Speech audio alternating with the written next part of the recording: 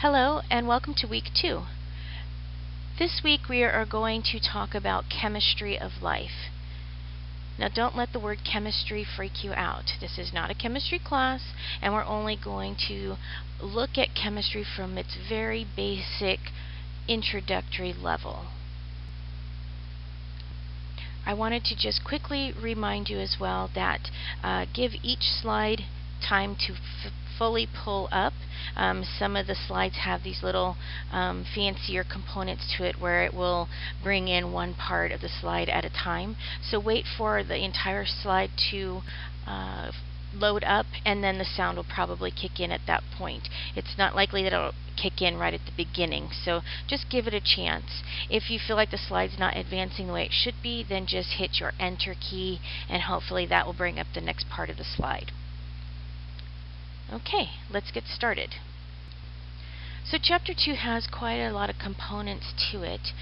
We're going to be talking about the building blocks of molecules, and this is going to be quite detail intensive, so be sure to rewind and listen and watch again and again, as many times as you need to fully understand this material.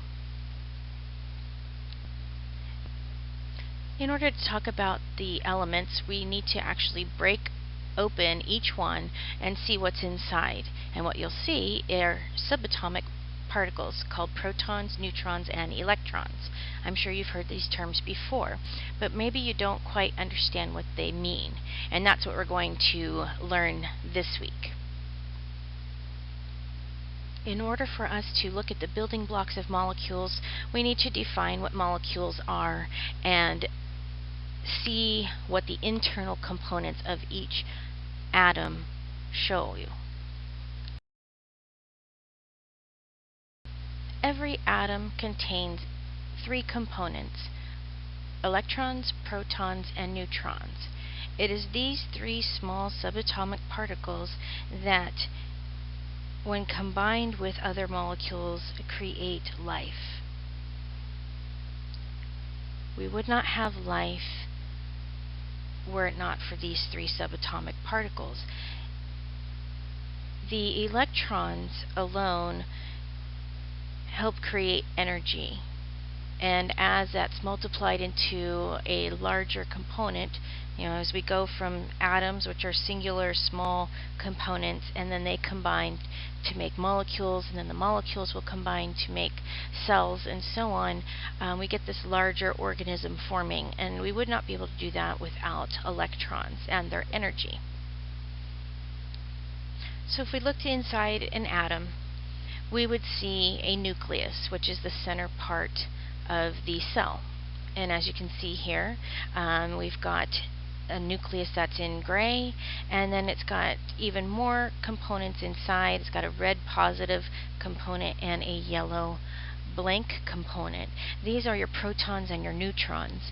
Protons are your positively charged subatomic particles. They're the ones with the plus that are red, and your neutrons are the subatomic particles that are neutral in charge. And they are also inside the nucleus there. Those are the yellow ones. Now, outside the nucleus, there's this imaginary orbit happening. Sort of like when you think of the Earth orbiting the Sun. We don't see the line of the orbit as we go around it. We just know that we're going around it. Same thing happens here with the electrons. We have these orbits that are happening, and that is because electrons have a negative charge. And what it does is it combines with the positive protons, and that pull that the protons have on the electrons allow the electrons to orbit in a specific manner. So in a ring outside the nucleus, it will spin around. And the proton charge, the positive charge, will work with the negative charge by keeping it pulled in tightly. Now if we didn't have a positive charge inside the nucleus, the electrons would just fling all willy-nilly all over the place. It wouldn't be in this nice electron orbit that goes around the nucleus. So it's important that the protons and the neutrons work together, or protons and the electrons work together. The charges, think of them like a magnet. The positive and the negative kind of attract each other. They have this pull where they can get really close to one another, but they can't quite touch. It's the same idea here. And so that pull is keeping those electrons in route, if you will. Each one of these subatomic particles has a very specific job to do, and we're going to look at that in more depth in just a little bit.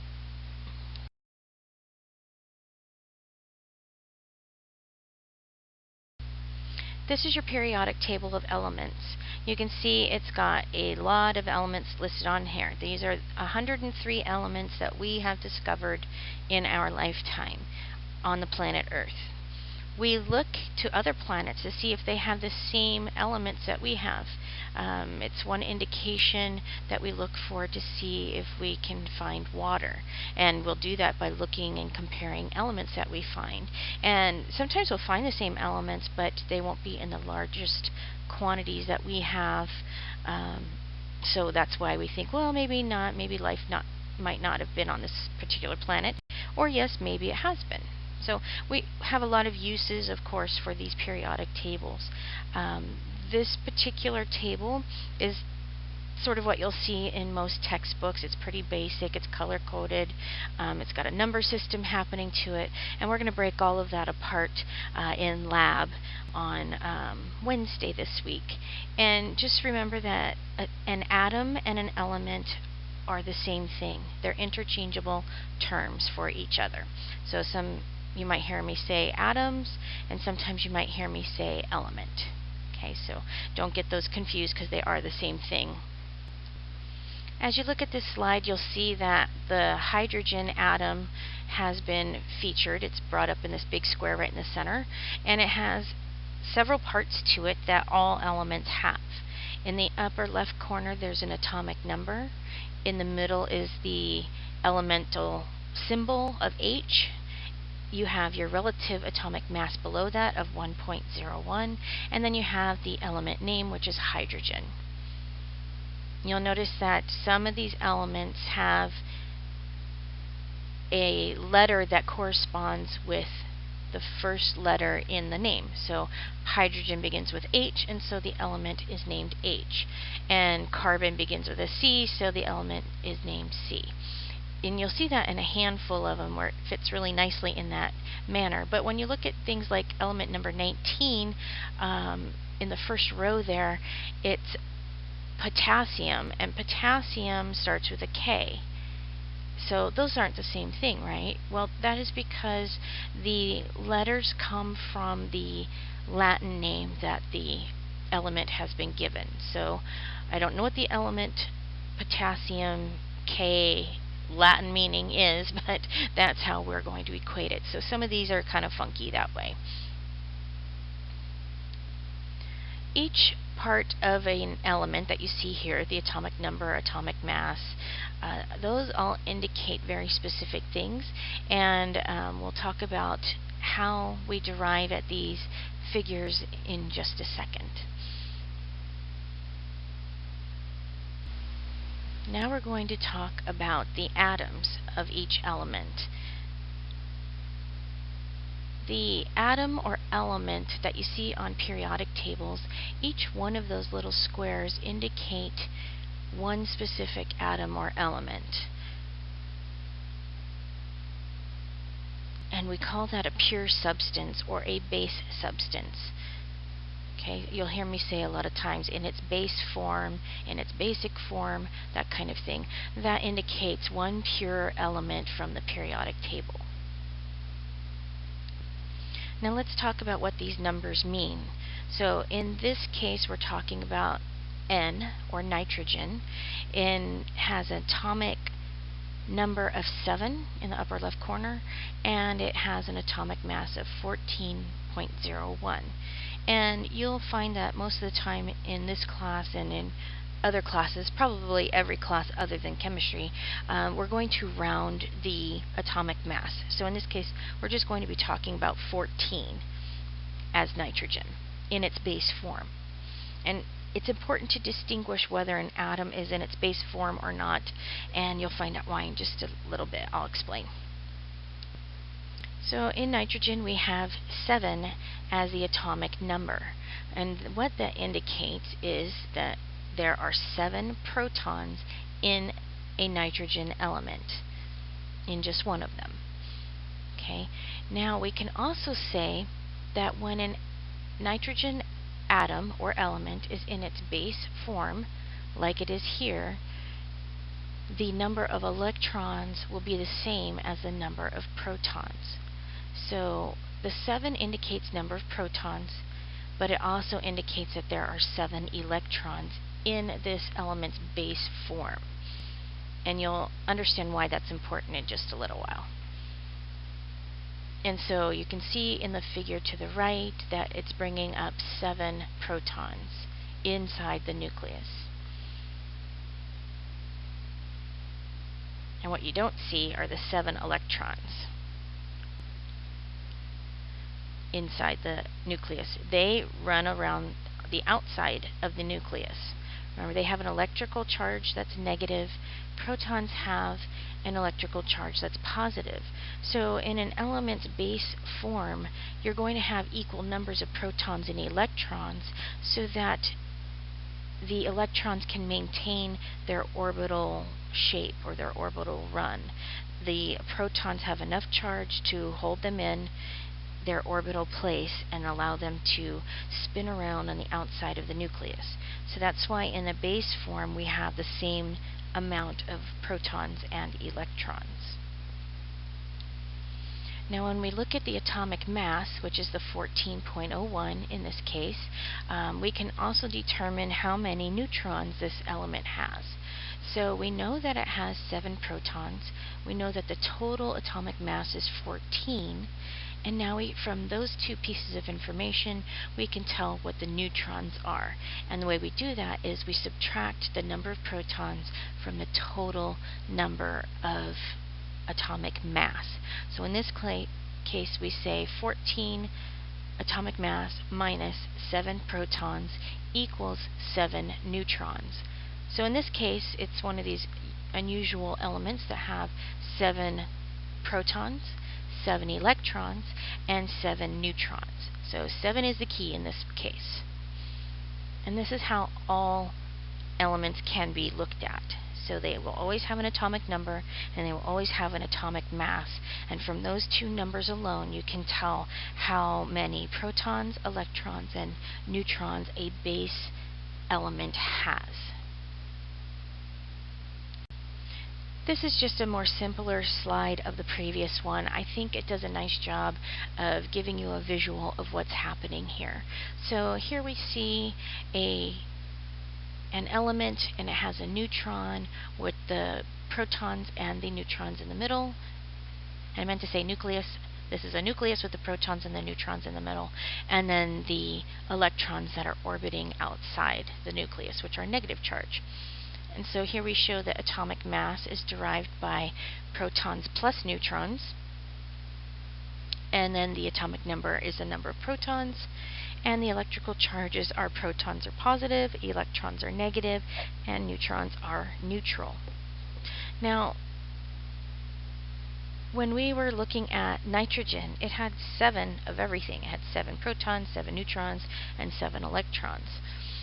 When we have the same number of protons and electrons, which we always will in an element's base form or pure substance form, the pure element or base element is said to be neutral.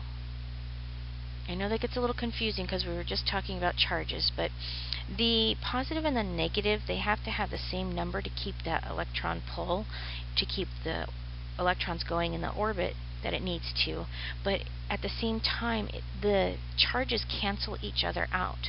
So we can say that yes, protons are positive and electrons are negative, but when they're combined in this manner in a base element, they have a neutral charge. They do not get a charge until we start talking about electrons being altered in some way. So base element means that it's a neutral charge overall. but it's still comprised of positive protons, negative electrons, and neutral neutrons.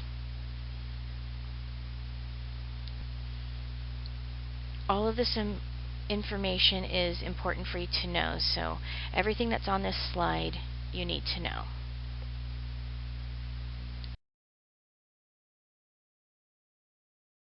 Now let's talk about something that's a little bit different and can be confusing to think about, so take your notes carefully. This looks like what we were just looking at, correct? So we have a carbon element. The protons are 6 in the upper right corner, and sometimes you'll see these numbers moved around on the slide or on the element. Depends on who's written them and who is talking about them. Usually the mass comes under the element letter, and then the number of the atomic number will be either in the upper right or upper left corner. You might see it backwards.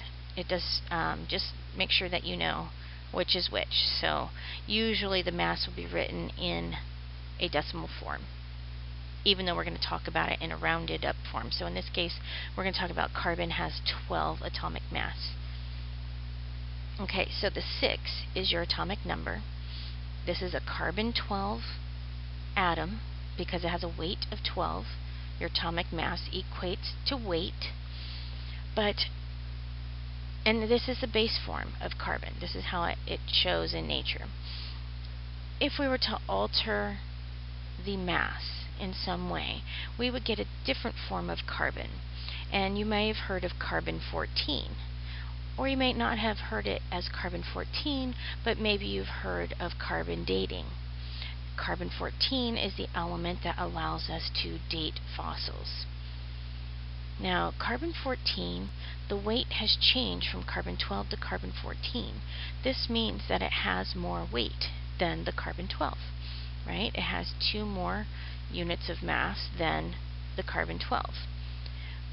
If you were to look at carbon-14 in an element like this square, you would see the big C in the middle, and then it would say 14 point something or other underneath, and the 6, the number of protons, would actually stay the same. So when you have an alternate form of a element, in this case carbon, we can call that an isotope. And all an isotope is just a fancy word that you'll hear that will indicate to you this element is a different form of a base element. So we have carbon-12, which is your base unit, carbon-14, which is the altered form of the base unit, and that is called an isotope. So the isotope of carbon is carbon-14. I know that gets really confusing sometimes. So just know that carbon can be altered in some manners, and other elements as well, but we're talking about carbon right now. So carbon can be altered, and we'll get a different form of carbon, which would be carbon-14, but the protons will always remain the same. So carbon-14 has 6 protons, carbon-12 has 6 protons, and I think there's even a carbon-13, and that would also have 6 protons. Now, protons, because they don't change from element form to element form, we can say that the number of protons will indicate what element we are talking about. So if somebody came up to you and said, "Hey, look at this thing I found. It has 6 protons in it. What do you think it is?" Well, you can say, well, that's easy. It has 6 protons. It must be a carbon atom, because only carbon has 6 protons. If we were talking about a different element, I can't think of one off the top of my head.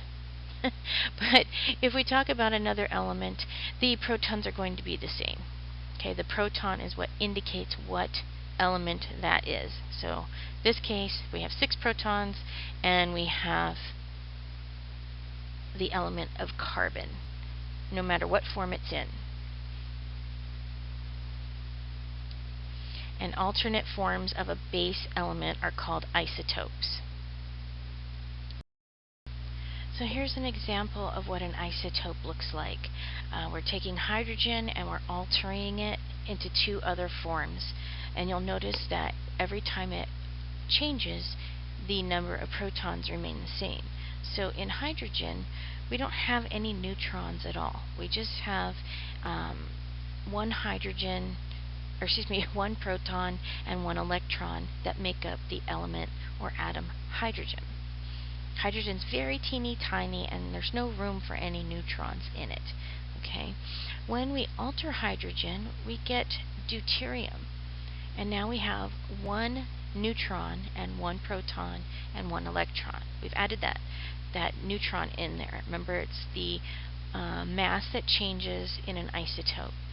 So now we are changing it again. We're adding two neutrons, and we still have the one proton and one electron, and this is called tritium. So again, whenever I see something that has one proton, I'm going to recognize it right away as hydrogen element. In its base form, I know it's going to have one electron and it's going to have no neutrons at all. And then I can alter it in different ways. And so the alteration is called an isotope.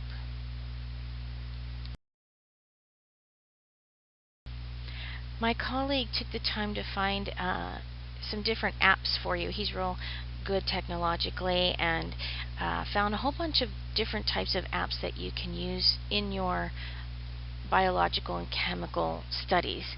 And the one he has highlighted here, the K12 periodic table, it's for Android and for iTunes. It works really well. It's really nice. It's a nice quick way to glance at a periodic table.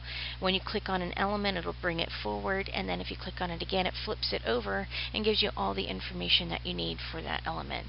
So it might be fun for you to try, and it's nice to have on hand. I keep mine on my phone as well. So just something to think about. Okay, so we had talked about how electrons travel around the nucleus. Outside the nucleus, they have a negative charge, and they form rings, like you can see here in this picture. In this picture, we have two rings happening. And so if we said how many protons are there in this element, we could count them. We see 1, 2, 3, 4, 5, 6, 7 electrons. And that means they have 7 electrons on the outside as well. And so that keeps the overall charge neutral, right? Because it has 7 protons, which are positive, and 7 electrons, which are negative. Now when we look at the atoms, or excuse me, the electrons spinning around outside the shell, these rings actually are called shells. They form shells. So we have an inner shell and an outer shell. And in most cases, we'll be talking about 3 rings if the element has enough electrons to warrant that. But in this case, it's just 2. And rings work in a very special way. The innermost ring that surrounds the nucleus, it's closest to the nucleus, is only going to be able to hold 2 electrons at a time. When it has 2 electrons, we can say that that ring or that shell is full. And then any remaining electrons need to go to the next shell or ring. So in this case, we filled up our inner shell with 2, and our outer ring we put 1, 2, 3, 4, 5. We put our 5 remaining electrons on that outer shell. Outer shells, that would be shells number 2 and 3. 3 is not pictured here, just the 2. They each carry up to 8 electrons. Okay, and as you can see here in this element, we don't fill that second shell. We don't have 8 electrons happening here. Okay, we only have 5. So that means if it holds 8, but we've only placed 5 on here, then we can say we have a vacancy of 3 electrons. There's 3 more spots for electrons to come in and connect with this element. Okay, but in the base element of this one, I'm trying to find which element this is. This is nitrogen. So it has 7 protons, 7 electrons. This is a nitrogen atom. So every time you see a nitrogen atom in its base form, this is what it's going to look like. 7 protons in the middle, 7 neutrons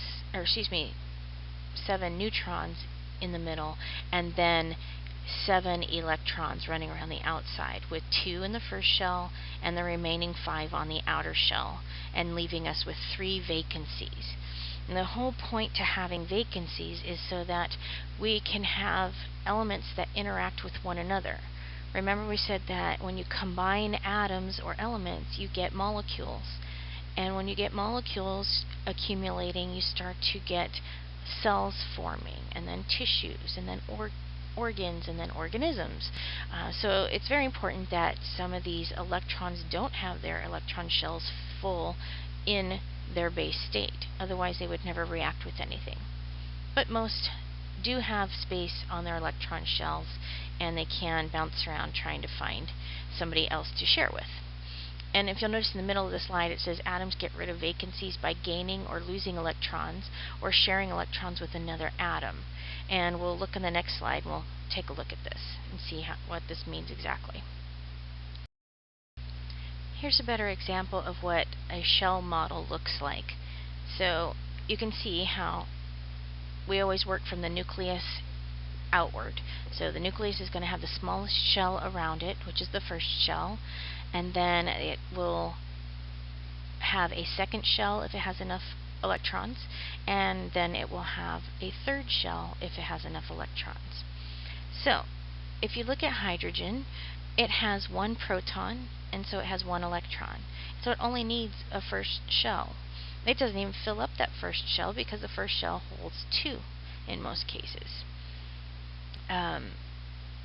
Helium has 2 protons and 2 electrons, so you can see that helium has filled the first shell. Carbon, that we were talking about, has 6 protons in the middle, then it'll have 6 electrons outside. So it'll have to fill the first shell first, so it has the 2 there, and then that leaves us with 4 on the second electron shell. So 2 on the first shell, 4 on the second shell, equal a total of 6 electrons. And then if you look at oxygen, it still has 2 shells, but they're distributed in just a little bit different way. We have 2 in the first shell, then we go to the second shell, which is showing it has 4, 5, 6 electrons on the outside. And you can see how they've kind of paired up 2 and 2, 1 and 1. That's to keep it balanced or even. When you move over to neon, you're getting 10 electrons, and so we have 2 filling up the first shell, and then we've got 2, 4, 6, 8 electrons on the second shell. This element has 2 complete shells. At this state, this element cannot combine with any other.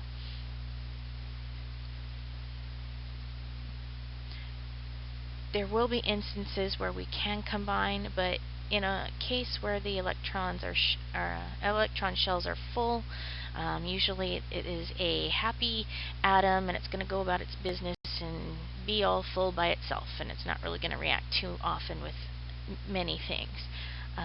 Special cases have to happen for it to start sharing. When you look at sodium, now we're getting into our third ring. So we've filled up our first ring with 2 shells. We filled up our second ring with 8 shells. I'm sorry, I'm saying shells. We have filled up our first ring with 2 electrons, our second ring with 8 electrons.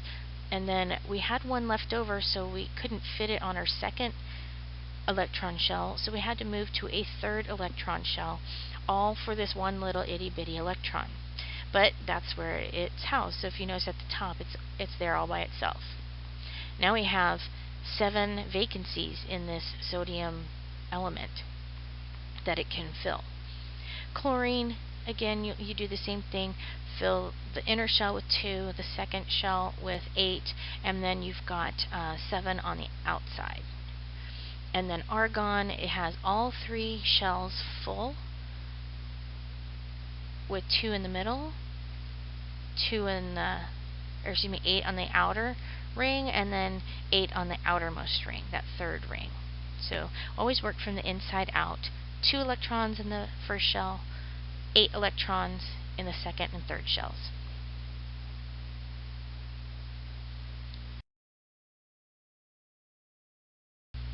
This figure shows you how a radioisotope can form from carbon-12 to carbon-14. As you know, most carbon atoms have 6 protons and 6 neutrons, also 6 electrons, and that's its base form. It's stable, it's got a neutral charge, everything's all even and happy. When we start to change the number of neutrons, which means the weight or mass is changing, we get a little bit unstable happening here, because now we have 7 neutrons and 6 protons, so we're a little bit unbalanced. And then when we get to carbon-14, we now have 8 neutrons and only 6 protons still. Remember, the protons will never change, but now the 8 neutrons are really off balance, and we know that when we see this combination of protons and neutrons, it will indicate carbon-14.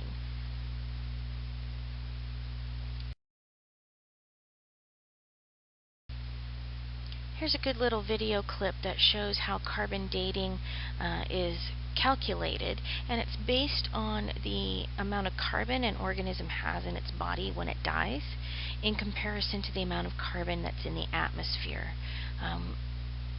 You'll note that in your book, the Evolution in Action section talks about carbon dating.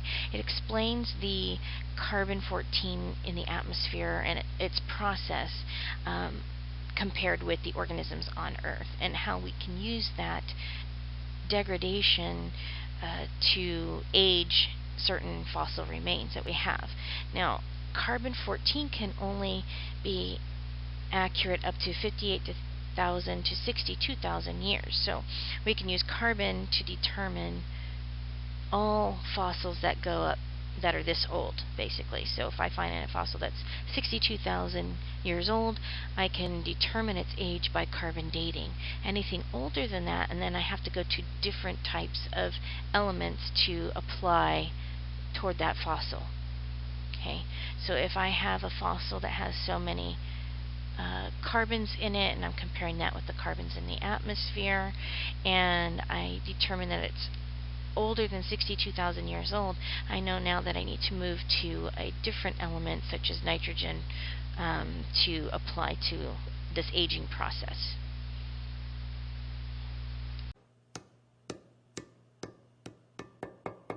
Jim Chatters sends a small bone for radiocarbon dating, hoping to solve the mystery of Kennewick Man.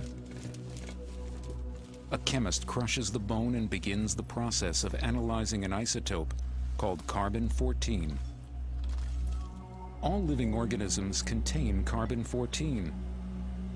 But at death, this isotope begins to decay at a steady rate.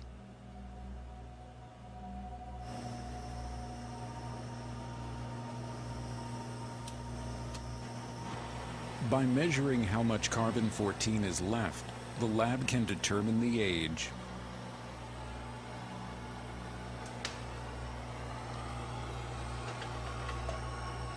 Kennewick Man's age is nothing less than mind-boggling. He is over 9,000 years old, a man who lived before 7,000 BC, and one of the oldest and most complete Americans ever found. And yet, Kennewick Man is a puzzle. Scientists have long believed that the first and oldest Americans were Native Americans. But with his unusual features, Kennewick Man doesn't look like a Native American.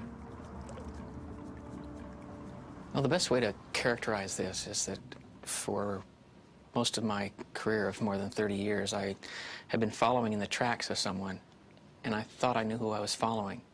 And then finally, with Kennewick Man, I caught up with him. And he turned around, and he wasn't who I expected him to be.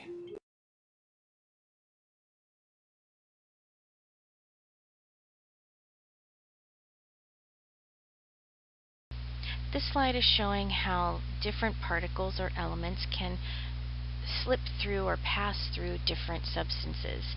In this case, most elements can pass through paper, only a few can pass through your hand, only a couple of them can pass through water, and only one of them can pass through concrete. So we have the alpha particles that can go just through the paper, not really through anything else. The beta particles have a little bit more oomph to them. They have a little more electrons. The gamma rays are the toughest. They're the strongest. They can penetrate through most substances, and because of that, we will use them in medicine. I'm sure you've all heard of x-rays or radiographs, and we also can do it for different kinds of scans, so like a PET scan and a CT scan or an MRI can use different types of gamma rays to determine, outline certain features of whatever it is you're looking at.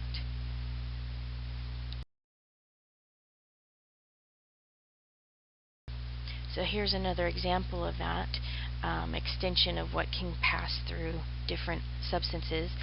We use these things called radioisotope tracers. So just from the word, you can tell that it's an isotope.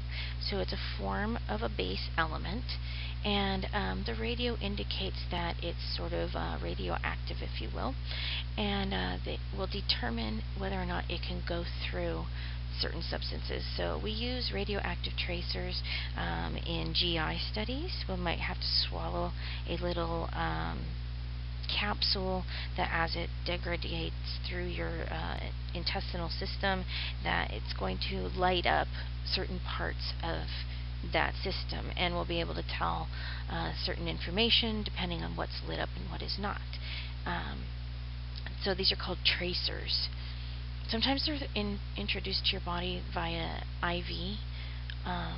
I've had ones that have done the GI studies, and those you usually swallow. They're kind of cool. Always ask if you can see what it looks like when you're done.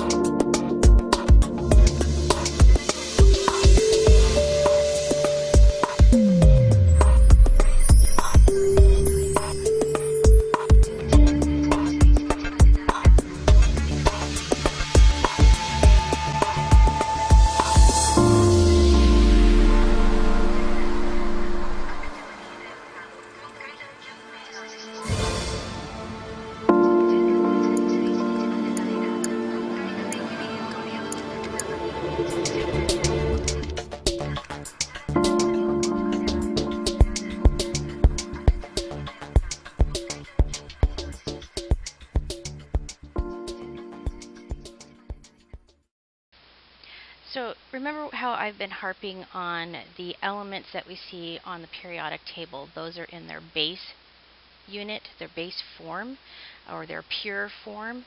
Now we can talk about how we can change that, how we get away from that pure form by combining it with other atoms or elements to make molecules. So we've talked about the electron having a negative charge and the protons having a positive charge, and in their pure form, as the electrons orbit the nucleus, they become have this neutral state in their pure form. Now, if you remember when we talked about the electron shells and how those outer shells often will have vacancies of electrons, every electron shell or element strives to connect with another element to fill those electron shells. So the goal is to always have 8 electrons in the outer shell. Okay, and so if I don't have 8 in my outer shell, I'm going to go look for somebody that can either give me some of theirs because they're not using them, or maybe share, hold it like holding hands. We can kind of combine the two, mutually beneficial, or you can just give one to me and that'd be great. Or maybe I might have to give up several of mine so that I can just go back down to the next shell that was full. Okay, so that's a lot of things to think about, and this will make more sense once we get to your lab. The lab will detail this out pretty quickly, pretty easily I should say, and hopefully you'll understand it better with the actual visual and me pointing to it and everything. I find that because I'm part Italian, I talk with my hands a lot, and so you can't see all my hand gestures that I'm doing, but I'm talking with my hands and I'm pointing to things, so I'll do that in lab for you guys so you know exactly what we're talking about. We also talked about how when we take a pure substance or pure element and we alter its form in some way by increasing or decreasing the number of neutrons, we're changing the mass, and so we're getting an alternate form of the pure substance, and that's called an isotope. Okay, don't get isotope mixed up with the word ion. Ions and isotopes, because they begin with I, it's easy to get them mixed up. So isotope is an alternate form of an element. Okay?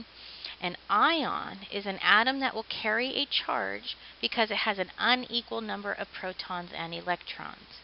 So remember, a pure substance, a pure element will have an even number of protons and electrons, and that keeps it in that neutral state, right?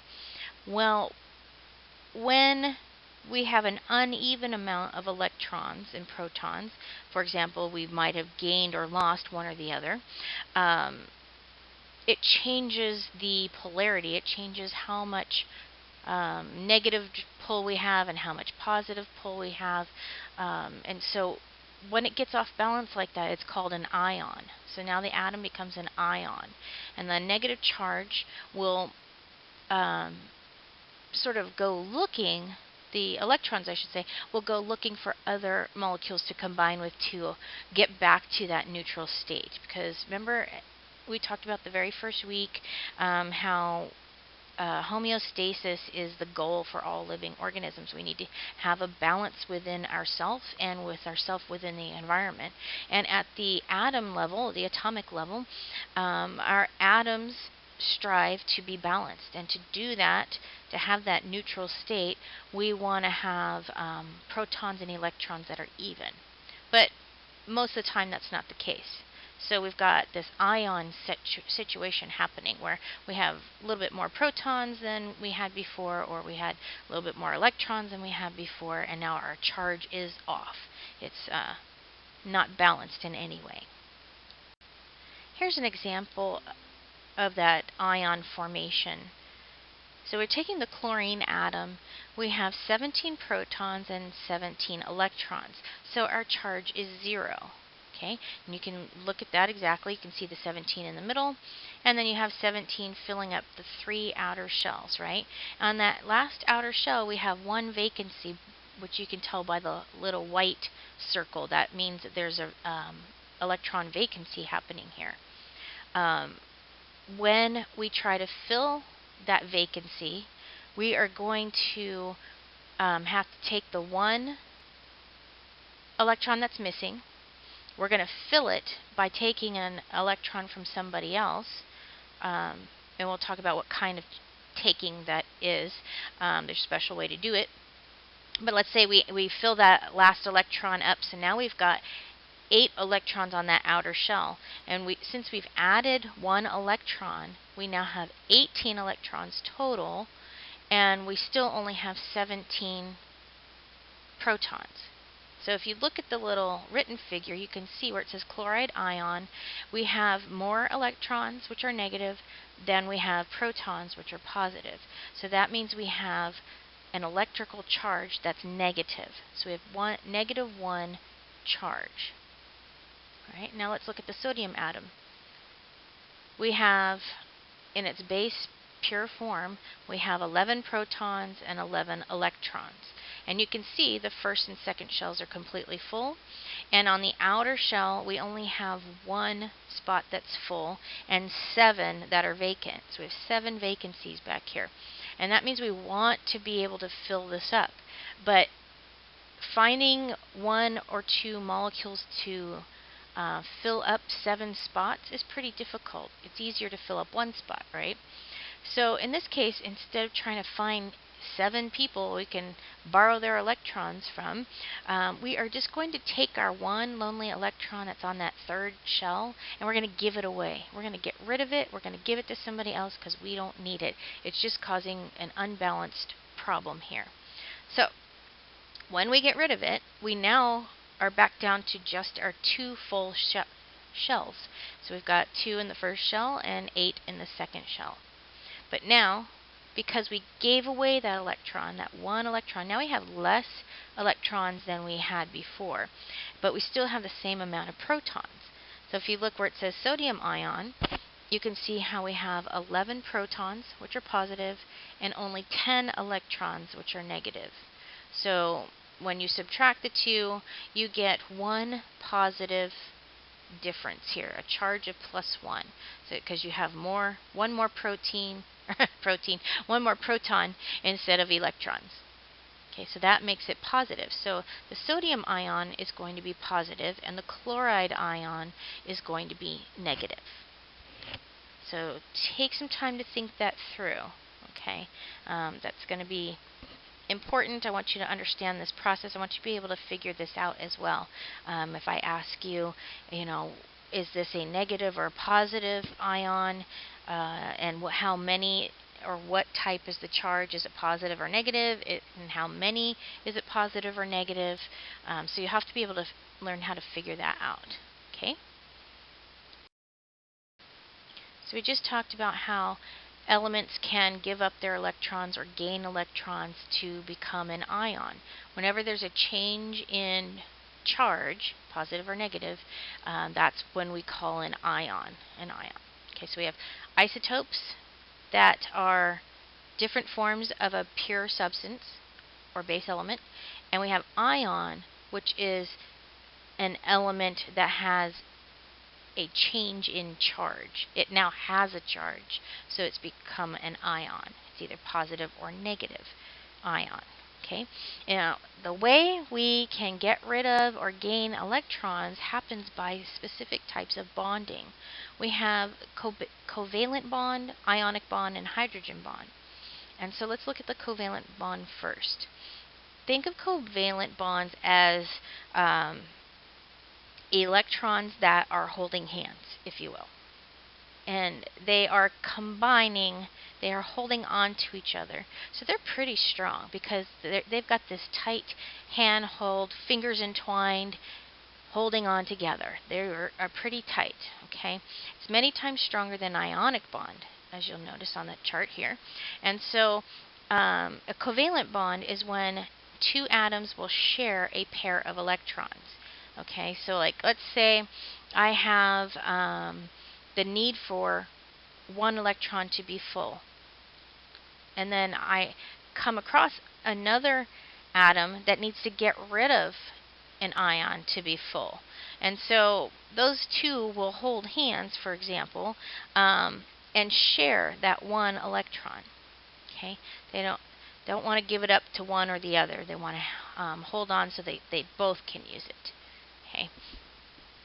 And that's sort of what's being depicted here in this picture.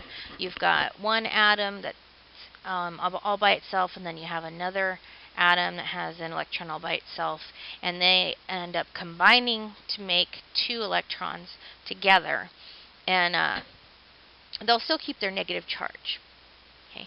And so then we go to what's called an ionic bond. a strong mutual attraction between ions of opposite charge. So think of this as ions are opposites attract, and we have, think of a magnet again. We have a positive charge and a negative charge. When they come close to each other, they won't touch because there's such strong charge there, but they kind of hover and bounce around next to each other. Okay, they're a little bit more unstable than a covalent bond, but they're still a pretty strong bond. But they are sort of like hovering next to each other to make this bond. Okay, so in ionic bond, we're going to have ions of opposite charge, and they're going to be kind of close to one another, but not holding hands, not touching each other. The covalent bond is where they actually are intertwined into each other and sharing that electron. Okay. The hydrogen bond is weak, but it is also very useful, as the slide shows you. It has an attraction of electrons of hydrogen in two adjacent atoms. So this is the case of a water molecule that we'll see in just a minute. The hydrogen will attract two other oxygen molecules and will make water that way. So it's easily broken. It's a weak bond, but again, because it's making water molecules, it can be very useful. And we'll talk about water towards the end of this lecture. This slide shows a really nice way to picture covalent bonding. As you can remember from the previous slide, it's two atoms sharing a pair of electrons. So that sharing is key. Many times stronger than an ionic bond as well. So we've got, in this example, elemental hydrogen, which is just a nice way of saying pure hydrogen, a pure element, a pure atom. They're all the same thing as what you see on the periodic table. That's what elemental hydrogen means, and that's what elemental oxygen means. Now, we take elemental hydrogen, and it only has one electron, and so we've got to get another electron to fill that first shell.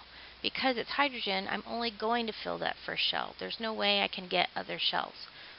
So I go and I find another hydrogen molecule, and then I combine the two. Now both of our shells are complete because we have the one shell that, the one electron that I brought to the party, and then my buddy over here brought his electron to the party, and we're going to hold hands and share it now. And now we've got two each because one of them we're kind of sharing between the two. And so that's how molecular hydrogen would form. Now both of our first inner shell, inner ring is full with the two electrons. And the same thing happens with the elemental oxygen. When you're adding more to it, you're going to be sharing two molecules, because you can see that the inner ring is full with two electrons, and the outer ring has 6 electrons on there, so we need 2 more. So the other oxygen molecule that's coming around also needs 2 more, and so we're going to hold hands again and share to make 8 electrons on our second shell, which is our outer shell in this case. We're going to have it so that each molecule of oxygen now has 8 electrons in the outermost shell. Okay, so again, it takes a while to comprehend this, how this works. We'll work on it more in lab as well, but take some time to really understand this stuff because you will be using it in future classes. So it's real important that you get a good foundation of it now. So now, instead of sharing electrons, we're going to just take the electrons that we have, and we're going to get really close to another type of element and see what kind of electrons they have. And we're going to get really close to each other. But we're not going to touch. We're not going to hold hands. We're a little bit OCD, so we don't really want to touch each other, but we do need the benefit of each other's electrons. So we got to get close enough to still kind of share that electron information. And so if you look at the sodium ion and the chloride ion like we had before, when we are utilizing other electrons, we will have a charge. So they become an ion because now there's a charge. So if you look at the sodium ion, we have 2 on the first ring and 8 on the second ring. And then on the chloride ion, we've got 2 on the first ring, 8 on the second ring, and then 8 on the outermost ring. Yeah, and so in order to have this type of bond, they just need to get really close to each other. So I've got a positive charge of 1 in my sodium ion and a negative charge of 1 in my chloride ion. And that's enough for us to get together, show each other what we have, you know, and hang out with each other so that our electrons are hovering close to one another, so close that they look like they're touching, but in reality they are not touching. They're just really close together.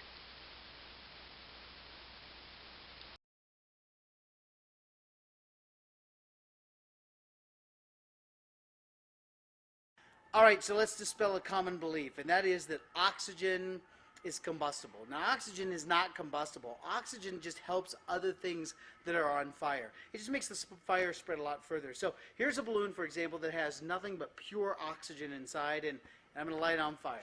All right, here we go. Pure oxygen. Stand by. Here we go. Watch. See? Nothing at all. Now, if there was something that could catch on fire there, then that would be a whole lot better. So that's where we have this. A bouquet of just balloons for like an ordinary birthday. Except these balloons happen to be filled with hydrogen, and a couple of them happen to have a mixture of hydrogen and oxygen.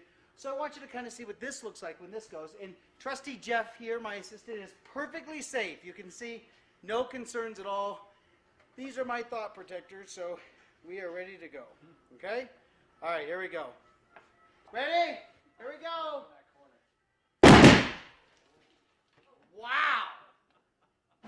Just to prove to you, never use hydrogen for your birthday balloons. This is a public service announcement. Please do not use hydrogen with your birthday balloons. Have a good birthday.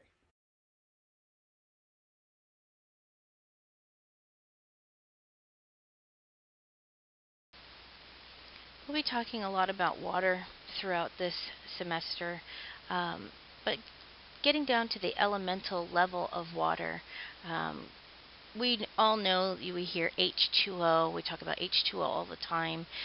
Products out there have H2O in them and in their name and all that kind of stuff, but I don't think we really stop to think, hey, that means I have 1 hydrogen molecule and 2 oxygen molecules. Wow, okay, that's how I formed water.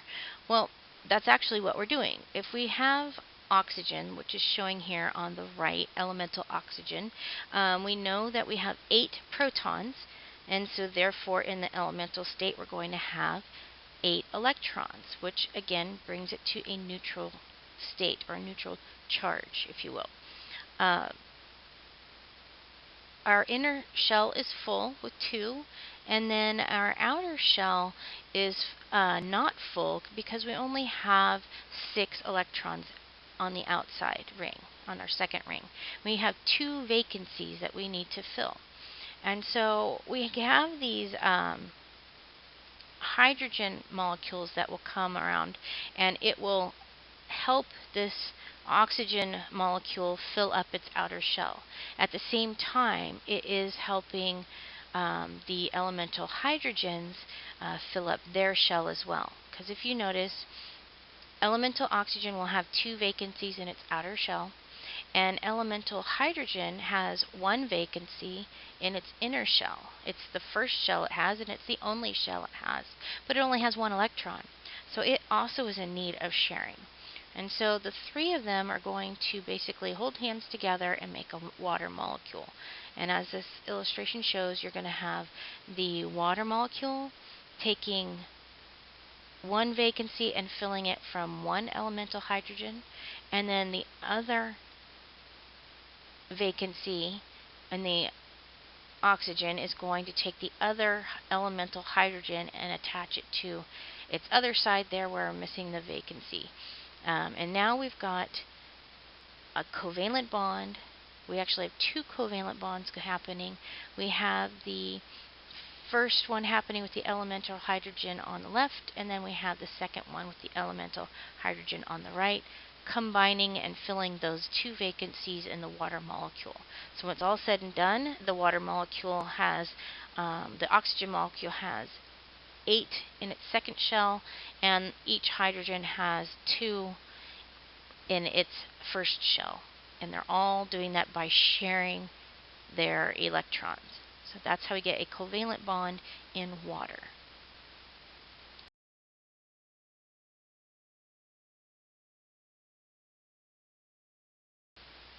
Here's an illustration of what happens when water molecules are exposed to heat. So at absolute zero there in the center, water molecules are frozen. They have no movement whatsoever. If we look at the picture on the left, you can see that they're moving, but the water molecules aren't moving very fast. They're just sort of slowly moving around. That's because they're at room temperature and there's not a lot of heat being applied. They're just kind of hanging out. And so the water molecules on the right are rapidly moving because there's a lot of high heat happening, or high temperatures. So we move faster. So the more heat that's applied to water, as you know, the faster the elements will move.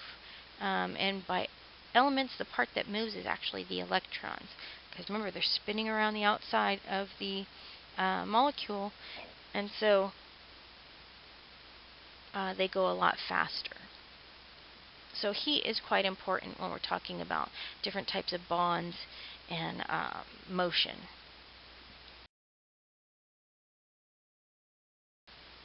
This slide is talking about hydrogen bonds again. They are a weaker bond, and we often refer to them in relation to water. And so if you look at the picture on the lower left, you'll see 2 water molecules. And remember, molecule indicates that there are more than one element being combined. So in this case, on the left, you have a red circle, which is oxygen, and you have 2 gray circles, which are each hydrogen, and they're bonded to that oxygen molecule. So now that we have hydrogen and oxygen combining together, this becomes a water molecule. And so we have the covalent bonds between the hydrogen and the oxygen on both sides. So again, 2 covalent bonds. And then the water molecule on the right there is the exact same thing. It has the 2 covalent bonds, but now it's also being attracted to the other water molecule because of the polarity in the hydrogen and the oxygen. And so we get this hydrogen bond happening. So we've got the water molecule itself has 2 covalent bonds, and then when the water molecules are combined together, that creates hydrogen bonds. Hopefully that will make sense to you. So water molecule has 2 covalent bonds and a hydrogen bond when it bonds to a second water molecule.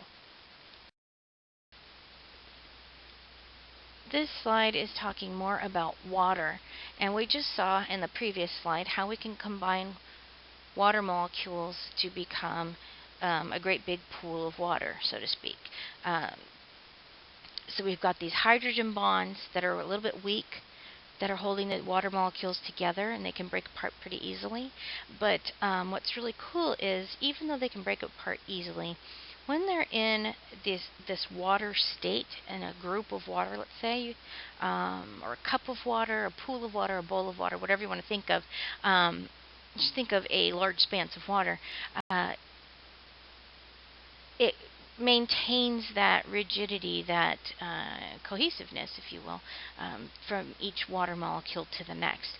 And if you'll notice this really awful spider, it's hitting my arachnophobia here, in the picture. It's actually a very cool picture and a really creepy spider. You can see how it's sitting on top of the water, and I'm sure you've seen this before with mosquitoes and dragonflies and things like that in the pool. It's able to essentially walk on water because of these hydrogen bonds.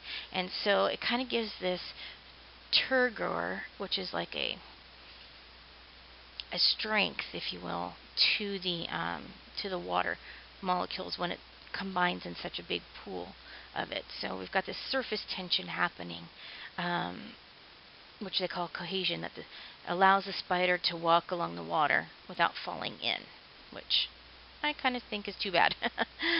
No, but I can appreciate the purpose of this spider. I just don't want it near me. We have several other kinds of bonds happening, and that's because of how the molecules are arranged from one to the next. So hydrogen bonds here to another polar substance will indicate a hydrophilic bond or connection. Hydrophobic substances will repel nonpolar substances. So if you look at the picture, you've got a glass of water and you're pouring in some oil, and the oil will not become a part of the water. It won't mix with the water. It'll just sit on top in its own separate state. So you can see that there's still going to be oil and water as water, and they're not going to combine to make something new. And when we say something's hydrophilic, that means it's a water-loving substance, which means that it dissolves easily in water. The hydrophobic substance is a water-dreading substance, and it will resist dissolving in water like this oil. In one of the earlier slides, I showed you how temperature can affect water, and the higher the temperature, the warmer something is, the more motion it has, the more it jiggles around and bounces around, and that's because of the high temperature. And so temperature stability is an important part of homeostasis, which we learned in Chapter 1. Water will absorb more heat than other liquids before the temperature rises. And then hydrogen bonds hold ice together, which makes ice float. So temperature has a large effect on water. We can alter it so that it's liquid. We can freeze it so that it's a solid. We can have it just in its water state, and we can, swim in it or float in it, however we want to think about it. But the temperature is the key here of how it's going to affect the bonds. The warmer the bond, or excuse me, the warmer the temperature, the more likely the bond is going to break. The higher the temperature, the bond's going to break right open. And when it's a lower temperature, you're going to have more difficulty breaking that apart because it's becoming closer to a solid state. And of course, if we have frozen ice cubes or something like that, then of course we know that it's completely frozen and that there's no motion at all in the electrons. And so temperature is a measure of molecular motion, and that's what it's talking about. It's talking about the electron movement that it's making within these bonds happening. So temperature is a measure of molecular motion. Water is an important molecule on the acid and base scale. Acids and bases can be measured by the number of hydrogen ions that are present in a specific solution. There's a converse relationship where there's more hydrogen ions, the lower the pH. Water has a neutral pH of 7. It sits right in the middle of the scale. The scale typically goes 0 to 14, and 7 is in the middle there. 7 is considered neutral, and we'll take a look at the larger scale in just a moment to see what other items are neutral or not.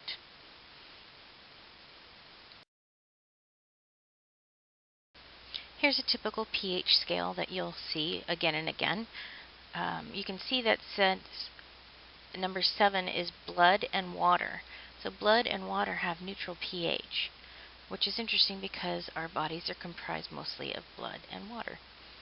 Urine, however, as you go south or downward on this scale, things become more acidic. As you go north or above, from 8 to 14, those are increasingly more basic, as you might hear, or alkaline. They become more alkaline, or they have more alkalinity as we go north. The 6 to 0, those are more acidic in nature. So the most acidic thing that we can think of, or that we can find, is gastric acid. So think about that. Your stomach has gastric acid in it, yet it has the highest concentration of acidity. How come you don't wear a hole in it? Well, sometimes you can, but as we'll learn in later chapters, your digestive tract has structures that combat this acidity. So it's got this self-protecting property to it so that it doesn't eat away at itself. So gastric acid is quite strong. If you ever have been drinking late at night and woke up the next morning not feeling so great, it could be because you're puking because you drank too much, and now you have gastric acid all over your bathroom floor. If you have GERD, you've probably felt the gastric acid quite frequently in cases, that have a strong reflux happening. The acid from the stomach actually shoots up into the esophagus and makes one vomit. And it's quite painful because it's burning all the way up and then all the way back down. So it's quite a serious problem, even though we talk about it lightly and we hear about it all the time now. GERD this and GERD that. GERD stands for gastric esophageal reflux disease. And so if you have this reflux problem, you're going to have the acid coming up and eroding your esophagus as it goes. The more frequent it happens, the more problematic it can become. It can lead to erosion of the lining of the esophagus, and can even lead to cancers of the throat. So it's pretty serious. So we want to kind of stay away from these acidic things if we can. Take them in small proportions. Orange juice and tomato juice, those are all good for you. Black coffee we often enjoy. Seawater, it's pretty basic, but don't drink it. And then the soapy water, again, its soapiness sort of was what makes it alkaline. I don't recommend that you drink that either, and don't drink the bleach.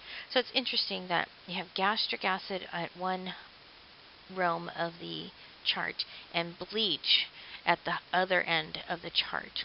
They're seemingly opposite properties, but when you think of them, they both conjure images of destruction, I think.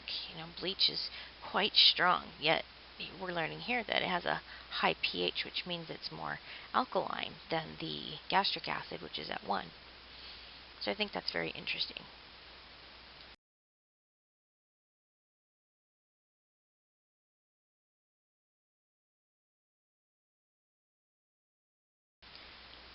So most cells in our body have an optimum range in which it functions, or would like to function in, and that is a pH of 7.2 to 7.6. So if the pH of the body is outside this range, the respiratory system can malfunction, and other organs in the body as well. And it says that here in your book that cells no longer function properly and proteins will break down. Deviation outside of the pH range can induce a coma or even death. So 7.2 to 7.6 is an incredibly small window of operation. And this is saying that going outside of that could kill you. Well, that's pretty dramatic. It's another reason why our bodies strive for that homeostatic state. Homeostasis, remember, is the balance between your body and the environment, or your internal structures and the environment in which it sits. So to keep that maintained, our bodies are constantly working and adjusting and fighting to keep our pH at this level and kind of give us indicators of when we need to make changes. So our body will make us feel sick if we're starting to get, let's say, too high. We could have more vomiting, or we could have more exhaustion happening. And so these are warning signs. Fevers are warning signs. Redness and swelling, those can be warning signs that your body is not well. And whenever it's not well, it moves out of this ideal range. And so it's a very small window in which our bodies, given all that we do, to operate in. And so you have to be very careful, especially with your patients. Make them aware of eating properly, exercising in moderation, making sure that they can do everything they can, taking vitamins and supplements and things to keep their body in a homeostatic state. And it's very difficult for Americans because of our fast-paced lifestyle, which leads us to running through fast food joints and then consuming high quantities of fat and sodium and not the proper nutrition that we want.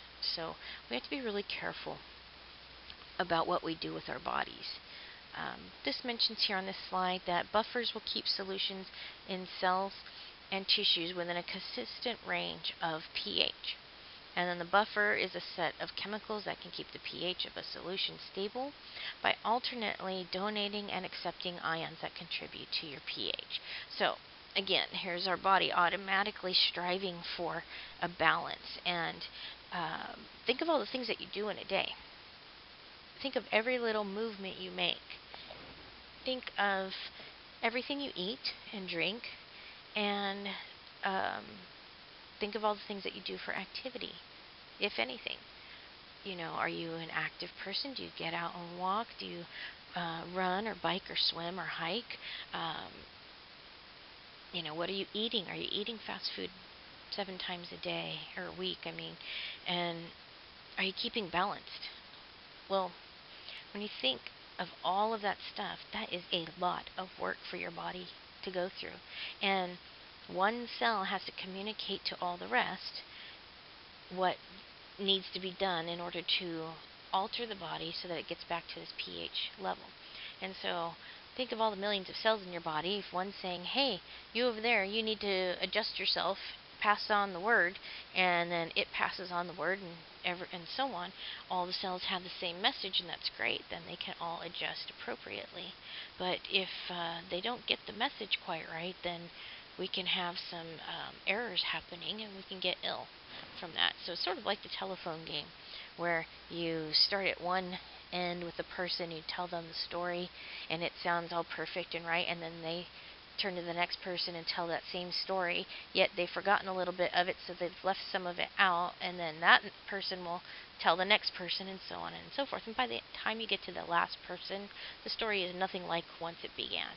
And it's really fun and kind of funny, but our body kind of does that same thing, where it's talking to each other, and all the processes that have to happen to maintain these large bodies that walk upright, that were never meant to walk upright on 2 legs. It's a lot of adjustments that need to continually be made. So our bodies just don't function easily and quickly, and we need all of our systems to work properly. And the way that we can aid our bodies in working properly is by eating healthy, by exercising in moderation, by reducing our stress levels, which I know you're all laughing at right now because you're all in the Allied Health program. But these are things that we have to strive for every day. And every day it's like we've reset the clock. We have to start from the beginning and try our hardest again. So think about those things as you're putting stuff in your mouth. From tissues, carbon dioxide diffuses into blood where a small amount of it dissolves. The remaining molecules enter the red blood cells where they combine with water and eventually convert to hydrogen and bicarbonate ions. An enzyme found only inside red blood cells speeds up the reaction 250 times. The ions formed during this reaction can dissolve more easily than carbon dioxide itself. These ions make it possible to transport large amounts of the gas in this bicarbonate form. At the lung, the bicarbonate reaction is reversed. Carbon dioxide diffuses out of blood and through the moist walls of the alveoli where exhaling removes it.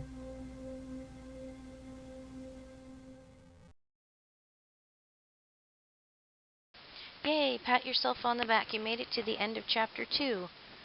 Well, okay, not the end of Chapter 2, but it is the end where we are going to stop.